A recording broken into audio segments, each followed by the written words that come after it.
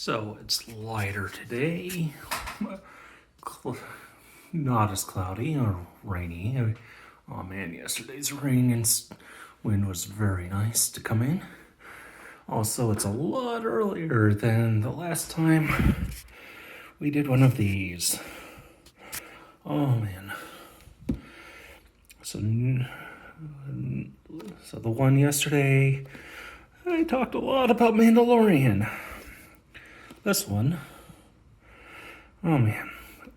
Honestly, I think it's really cool that they're going to put a Y-wing front and center. And heck, we had the A-wing a while ago. It's just like those were background ones in both in all of the original movies. I mean, sure, the Y-wings were part of the attack on the Death Star, but they were just the slow cannon fodder so that Luke could make his big heroic moment. But, you know, this is neat. Really cool that they're going to be doing these. Oh, man. Also, I have not heard anything about whoever the masked character is. I know nothing. I don't want to know nothing, which is good. I want all of this stuff to be a surprise. So, like, we're getting the Y-wing and that mysterious masked new character, but really the real pilot question I have is, well, we saw the ghost, or something that looks like the ghost, behind the Falcon in the last big trailer. So who's piloting that? Is Hera back? Is Jason Sindola back? Which would be really, really cool. Are we going to get Ezra, Sabine, Zeb? Are we going to get cameos from them? You know, stuff like that. It's like, there's sure this new stuff, but you can start tying in all of the other media together on this one. That's just some of those questions someone obsessive like me wants answered. And see, like, having more focus on the fighters really brings up one of my points of, like, why they didn't, plus having these Legos and knowing what sets they have, why didn't they do better, or why don't they show off like the Resistance characters more? Because those are some really cool sets that they have, or cool ship designs. Like that would be a really cool thing to put into to the final battle. It's just like a line about aces form up around the Colossus. Aces show back up General Syndulla. You know, you just have one line by the voice actors. Maybe show their ships in the background, you know, somewhere. That would actually be pretty cool. You know, it's not a huge thing. You're not making a big deal about it. But it's acknowledging the characters, acknowledging the show. It's doing a nice, cool shout out. So if you know who they're talking about, you get the reference. If you don't, it's no end of the world thing. I don't know. I just think they have a whole lot of potential for that, and they can do it without doing it like Rogue One, where they just have a line, General Syndulla checking in, Chopper, are you ready, sort of thing, versus, okay, I was going to say something from Solo, but then I remembered Mandalorian has a dedicated joke about Life Day, so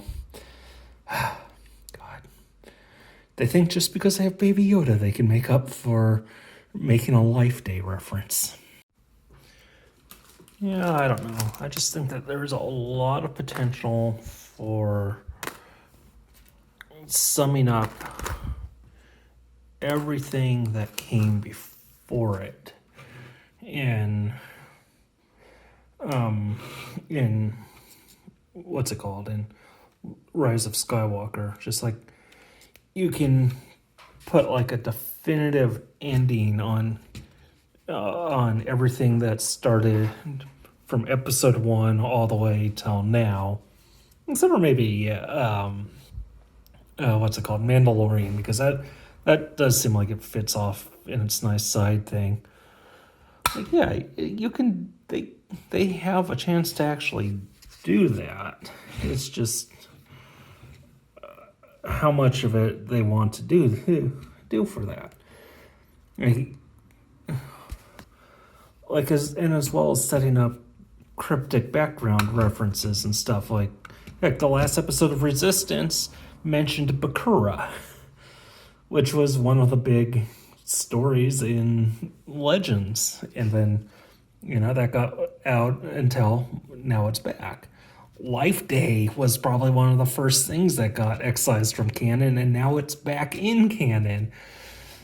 So it's just things like that, though, that just a reference to Bakura like that, or they did Crimson Sun in the TV shows. They did all of these other little things like that. Oh, come on. Like, heck, even just naming Jason Sindola Jason, goes back to, like, yes, that's a common acceptable name in Star Wars universe. So there's precedent for naming a character that.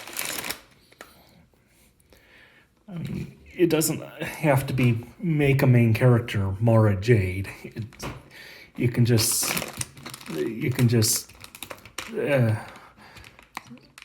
name a character Jason like that and have it be Hera's kid and leave it there. I don't know. Just all of these things as this movie gets closer and closer.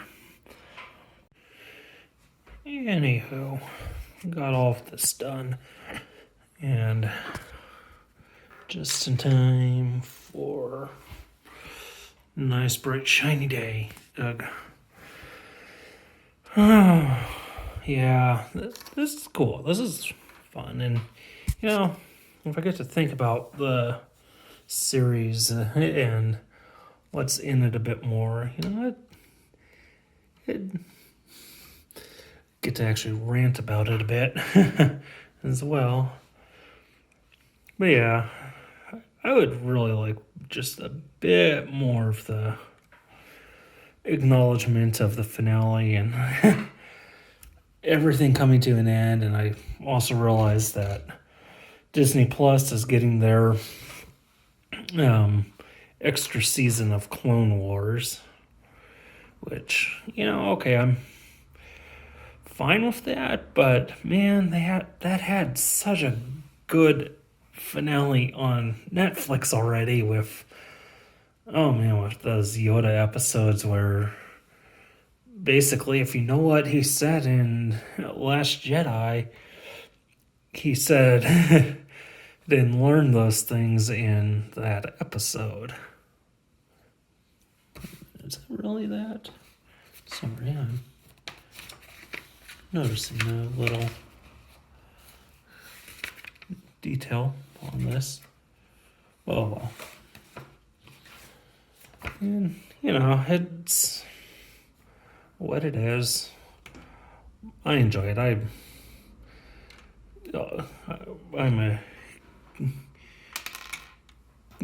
a kid so much still.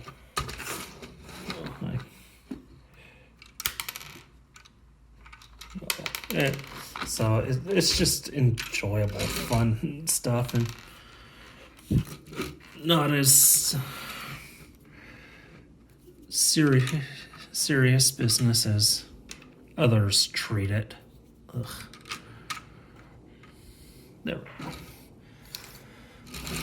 we go. Plus, there's so much in Legends that would be really neat to be in canon now.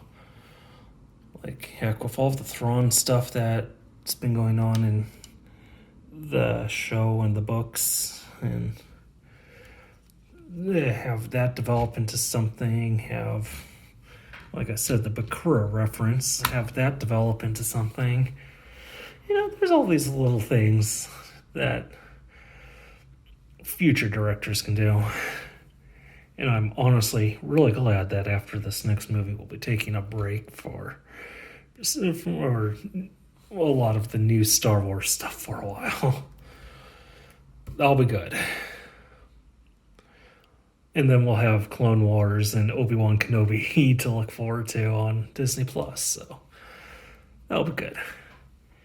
Anyway, hope your holiday weekend's going well, and see you in the next one with one last big project to do.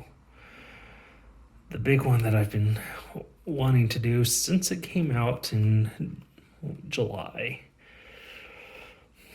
So we'll see it on that one.